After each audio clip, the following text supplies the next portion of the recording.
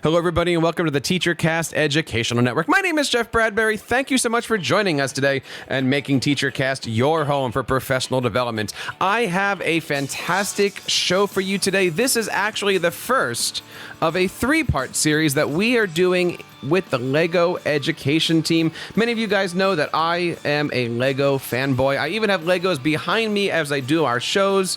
And for the last couple of years, I have been honored to be a member of the Lego Master Teacher program here. And I've been loving it. We are actually starting, as I said, the first of 3 different episodes, all talking about the great things that are happening with Lego education. And I have a fantastic guest on the show today. I want to introduce Miss Kim Wierman. It is so nice to have you here. Tell me a little bit about yourself and what are you doing these days? Yes, I'm Kim. I'm the director of First Lego League and First Lego League Junior. These are 2 of 4 programs by the organization First. And we partner with Lego Education, so we're not a part of them, but we have had a long-standing 20-year partnership with Lego Education to develop these programs. I oversee the team that co-creates them with Lego Education, and each year we work together to create annual challenges that are exciting, get kids interested in STEM and STEAM. You know, I'm glad that you started off that way, and welcome to the show. It is certainly, great to have you here. We're going to be talking all about First Lego League. Now, you had mentioned that you guys work with Lego, and I want to open this up because so many people, after they listen to our Lego shows, have these questions about what is Lego education, what does it do, what is happening, and talk to us a little bit about First. What is First as an organization? First is really a robotics community. We prepare kids for the future, for life. And we do this through exciting tools such as the Lego products. They're familiar to kids, well-known and beloved products. But their Mindstorms tool, their specific Mindstorms kit, is the kit that we use to create these exciting sports-like events and programs. So kids work in teams. And First, as a nonprofit, has been doing this for 30 years. I think we're probably the oldest, longest running robotics community. We started at the high school level, but realized very quickly that if we don't start a little bit younger, we may lose kids when they still have the ability to really learn these crucial skills and also, have confidence in their abilities to do these kinds of STEM programs. Now, you guys have been around for 30 years, so I got to ask here, I'm going to admit this, almost turning 40 in a few weeks here. Was it called STEM education way back when, or what was it called when you guys first started?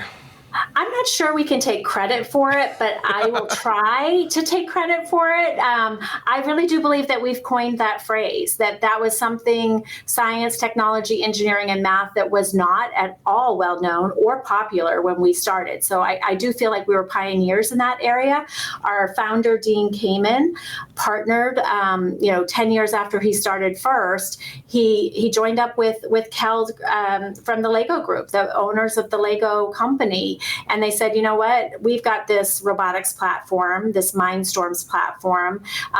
We feel like hands-on learning is what you're doing. Let's bring it younger. And let's start a middle school, elementary school level programming. And then we actually have developed younger since then with First Lego League Junior.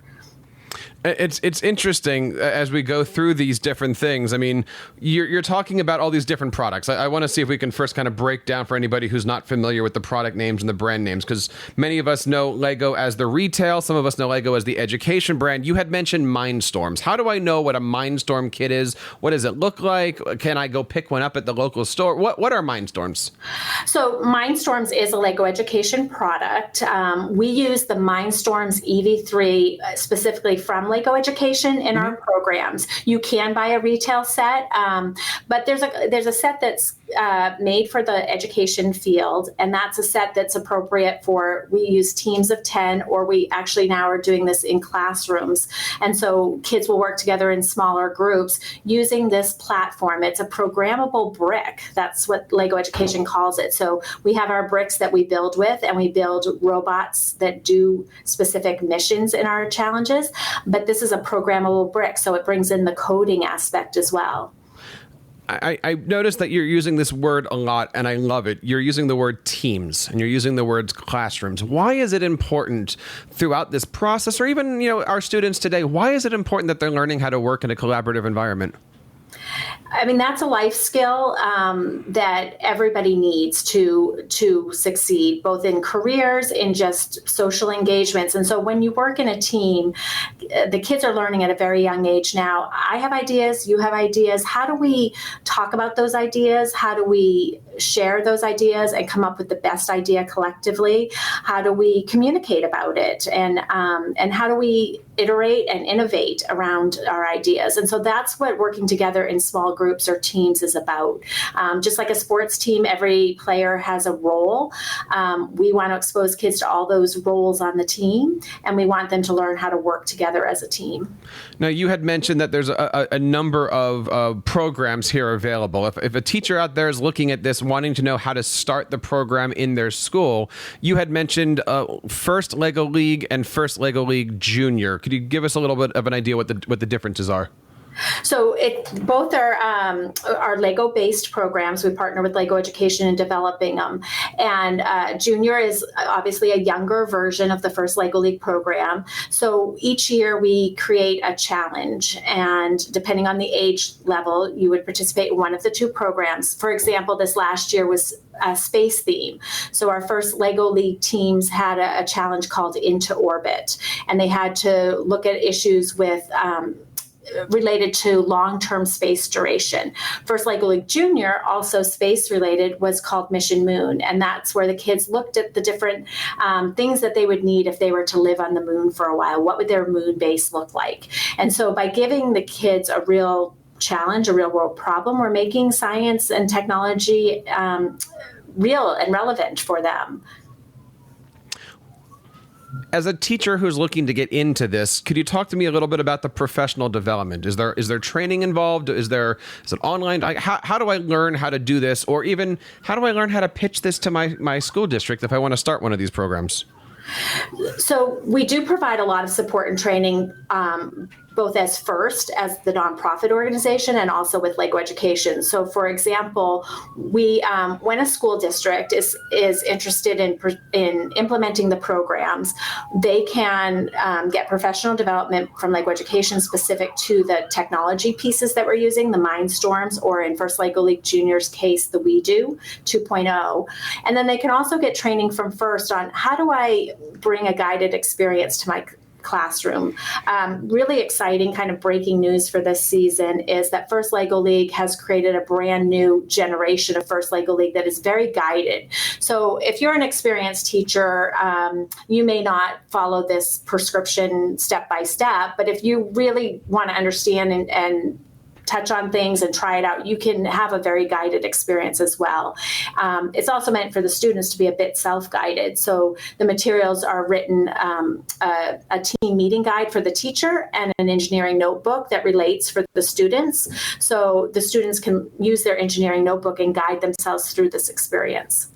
I'm sure that there's a cost involved. Could you talk a little bit about what it would take to start up a league? I know with the kit, is it one kit per a couple kids, or is it one kit per team? How does everything break down financially? So our cost breakdown for North America is there are two types of ways to deliver First Lego League. You could have an individual competitive team. That might be your after-school team, for your club that would consist of 10 kids who would work through an after-school program, or maybe they do it during the school day. For that, there's a registration fee of $225, and then they would have to have access to a challenge set that is our theme-specific custom Lego set that Lego Education creates with us, and that's $75. So really, for about $300, 10 kids can participate. What we've just rolled out this year is something called Class Pack, where you would basically deliver the program as a full classroom of up to 30 students. So you get 30 engineering notebooks and team meeting guides for the teachers, and you get 2 of those challenge sets. And that cost of that is only $595.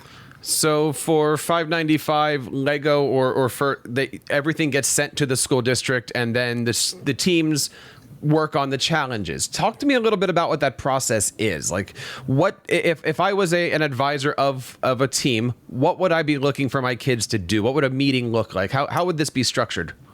So with the team meeting guide that we provide to the teachers, it's broken down into 12 90-minute sessions. Now, we understand a class period may only be 45 minutes. So it's got some flexibility for the teacher to deliver the program how they want. But at the beginning, we try very hard to expose the teams to the topic. We try to have builds at every session to keep the kids engaged and interested. So right away, they're going to, open up their Lego Mindstorms kit and start with some coding, and they're going to start with some building, and they're going to talk about what's our team identity, what are we going to call ourselves, and then they're going to start exploring the topic and exploring the mission model. So meeting one, they might be building their challenge field, and a challenge field is their 15 or so mission models that they're going to build as a team, and then they're going to look at what those mission models represent, and they're going to say, oh, that's something that we might want to research. There's a astronaut that needs to get into its space capsule. We may want to look at a better spacesuit as our team project. So they start collaborating right away from the beginning. They start building and coding right away at each session. So where would you put this on the scale of what's going on in school district? Is this a team sport? This isn't athletics? What would you guys consider this if a school district was looking to come up with an acronym for this? So if I were looking at a competitive team of 10 kids, I would call it another team sport or an after-school club. But it's really more about sport, because then I'm gonna get my team ready, and we're gonna go and we're gonna compete against other teams in our area. And we may even earn the ability to go on to a statewide event and then an international event. So that would be that experience. From the classroom's perspective, I really look at it as this is project-based learning at its best. It's hands-on, it's interactive, it's engaging. We've even seen evidence of kids, the attendance rates going up when they know it's first Lego League day. They're getting their act together, and they're getting their teeth brushed, and they're getting on the bus on time, and we're hearing this from parents and from teachers that the engagement level is so high because it's so interactive and so engaging. I love that analogy of improving the dental of your students. Yeah. That is awesome. Now, I got to say, I can't make that claim officially. But. No, of course. Now, I got to say, like in doing this over the last couple of years, I've had the opportunity to work with a few different STEM leagues in our school district, and I love taking the kids to these competitions because they get a chance to be social, they get a chance to present, they get a chance to show off and do all those real world authentic skills. Talk to us a little bit about what a competition would look like for First Lego League. It's really different than what you might see in the sports world, and it's different in a very positive way. All of our programs at First are based on a foundation of what we call our core values. And they're things like gracious professionalism, cooperation. These are the terms that we've coined because while they're competing, they're still cooperating and collaborating. They're gracious about it. We've seen, so teams are coming together. They've got their pit space. So just, it's kind of their home base where they set up their branding, their team identity, and it's kind of their home base. And then when they're called out to a judging round, they go together as a team, sometimes chanting their cheers or their songs as they're marching to the judging rooms. And they're being judged on their robot design and on their coding, and also on their project presentation, what innovative idea they've come up with around the theme. And then they might have the next hour is their time at the competition table, where they're competing on a table against the clock. They've got another team running on the other side of the field, because we do have some shared missions, and they're competing against their own best time. So they're it's very exciting, where you're watching the robot perform tasks, and you're seeing the kids get excited and cheer, and you're seeing the agony of defeat and the victory cheers, just like you would in any kind of competitive sport. Well, with that being said, is there a season that you guys do? Is this a fall thing? When does this start up, really?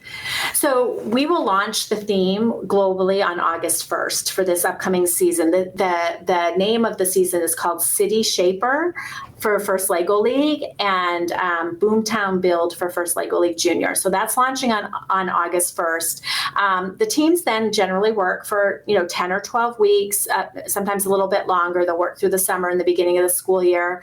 And then their first qualifying event will be sometime in the fall. And then those teams that earn their way on will have a championship event, in the early winter. We culminate with a big international event, our first championship, and that's in April every year. We have one in Houston and one in Detroit. And that's our competition season. The beautiful thing about introducing this year the class pack option is it's not season specific. It's really designed whether you're doing this first semester or second semester of the school year. It's building skills, it's exploring a theme, and they may not go to a competition, but they can hold in-school events and celebrations anytime that fits into the school calendar. Do you need to be school sanctioned for this to happen? I mean, if my school doesn't offer it, but I run a community center, could I get my community involved in this? Absolutely. We rely very heavily on parents and community leaders, community center leaders, Boys and Girls Clubs, Girls Inc. A lot of different organizations will host a team and mentor a team and then bring that team on. I myself was a rookie coach this year. Just as a parent, I brought some kids together in the neighborhood and ran a team of kids from a few different schools. I'll say we weren't the strongest team out there, but we had a great experience, and I'm really looking forward to the more guided experience this year because I know I can hand off the materials to a parent, and they're able to run a team if there isn't one available for their kids at the school. Talking today to Kim Wierman from the First Lego League, all about how you guys can get your kids engaged and inspired through Lego education and the Lego brick. Great stuff today. Kim, I got to ask you, if I was looking for this, where would I go? What is the best place that I can go to learn more information? The best place to start is at firstinspires.org. And if you're an educator, you can click on a tab that's specifically for educators. That'll lead you to information about our class pack option. There's also contact information if you'd like a little bit of hand-holding in, how do I bring this into my entire school district? But there's also information there if I want to start a competitive team, if I'm an interested parent or a librarian at the local library and I want to bring in some great programming. All of that information is at firstinspires.org. Now, you had mentioned that every year there's a small fee and a registration fee and all those different things. And you said that you get the kits with all of that. Next year, when my district is in year number 2, I would assume I've already got the Legos. Do I need to purchase more Legos for next year? Like, how does the long-term projects look? So the first year is the heavy lift if you don't already have a Mindstorms set, so a Lego robot kit, the Mindstorms EV3, or even an older version. That's a one-time reusable every year tool that we need. You need a robot for the competition. What's unique every year with your registration fee and your kit purchase is that theme-specific kit. Again, it's a custom kit that Lego creates. You can't buy it anywhere else. So it's got our season-specific playing field. It's a mat. It's got the missions for that season. So that's what you would purchase each year. That's about $300. Once you purchase your robots, they're good for several years. And when does a school district need to have these decisions? I mean, if I'm not going to do competition, can I buy this in December? Just to anytime. Anytime. Yeah. Anytime if you're not going to compete. And again, we have at the end of the guided experience, if you're doing this in your own school at an off-season kind of timing, we have some instructions on how you can host an event. So you may do an event, a competition within 3 or 4 classrooms in your school, or you might do it with the school next door. There's a lot of different ways. It's very flexible. If you want to compete in the competition season, it's generally, get registered by September, October, so that you're ready to compete in the early fall. I would imagine that being around as long as First has, you have some pretty awesome stories about students doing amazing things. Can you think of any story that you might want to share with us that might inspire a student or a school out there to take the jump and join First Lego League? What inspired you over the last couple years through this program? I think what keeps me motivated and what's so inspiring about the programs is there are so many things in the world that you wish you could correct. There's so many wrongs. There's so many causes to participate in. And what we see with the programs, or what I've personally seen, is the impact on each individual child. I see children who are afraid to, even look the teacher in the eye and speak up, now getting up in front of a crowd and presenting, and having that confidence to just present their ideas. I see young women, especially, not having the confidence to code, because that's something, the boys might elbow their way in to do. And we really encourage all students on the teams, and the materials are written so that everybody experiences each part of the program. We see girls having confidence that, they can code, they're going to become science and technology leaders. And there's no one telling them they can't do it. In fact, everyone's telling them they can. And it's a robotics community, and we're creating this supportive environment where we are seeing kids gain confidence. And I think that's the biggest impact that I see. Yes, we have kids who take their project solution and they go on and they get patents. They start businesses. I mean, we see those over-the-top stellar stories come out, and it truly is amazing that we have 14-year-olds out there with patents on a product that they designed on their first Lego League team.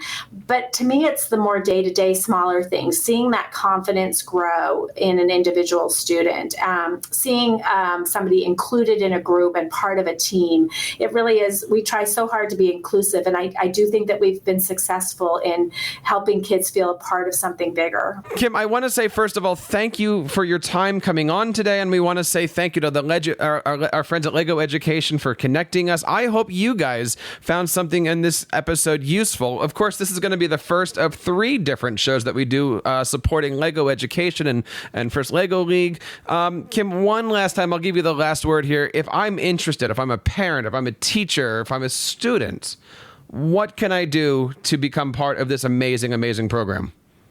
Well, if you're a teacher or a parent, I hope that you will take the opportunity to influence your school district and to bring this in so that not just the self-selecting parents and students have this opportunity, but that everybody's exposed to their own abilities to do a STEM program. So start at firstinspires.org, click on the educator tab, and if you'd like support, there's contact information there where we'll support you in bringing this to your school district.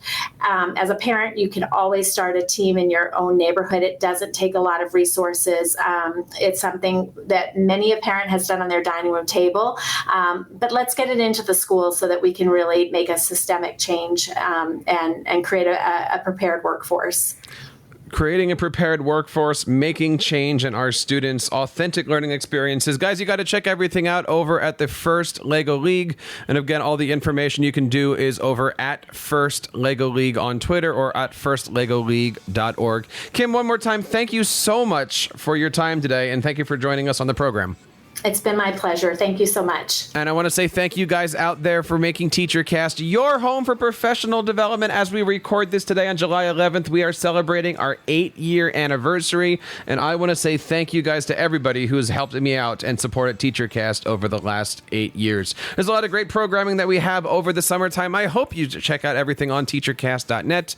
And if you're looking for more information, we've got some great channels over there on STEAM Education, making your educational podcast, educational website, or for you tech coaches, don't forget, every Monday we have our Ask the Tech Coach podcast, which helps you guys become a better instructional technology integration specialist. So on behalf of Kim and the Lego Education team and everybody here in the TeacherCast Educational Network, my name is Jeff Bradbury, reminding you guys to keep up the great work in your classrooms and continue sharing your passions with your students.